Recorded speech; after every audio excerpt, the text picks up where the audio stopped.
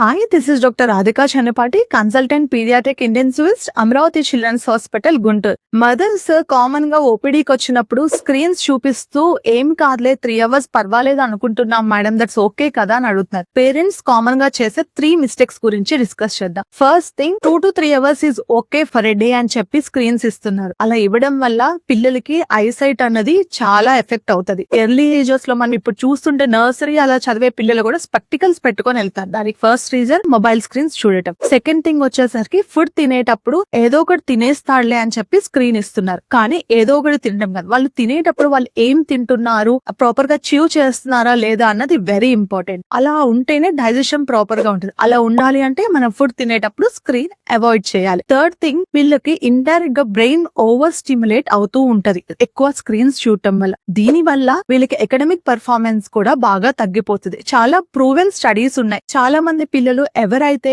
ఎక్కువ screen time use చేస్తున్నారో academic గా బాగున్న పిల్లలు తర్వాత ఎకడమిక్ పర్ఫార్మెన్స్ డిటోరియేట్ అయిన పిల్లల్ని కూడా చూస్తున్నాం. సో పిల్లలకి screen time maximum 30 minutes a day, that a big screen. TV అయితే బెటర్ మొబైల్ కన్నా. అండ్ రీల్స్ చూడటం, షార్ట్స్ చూడటం అన్నవి పిల్లలకి ఎంకరేజ్ చేయొద్దు. Thank you.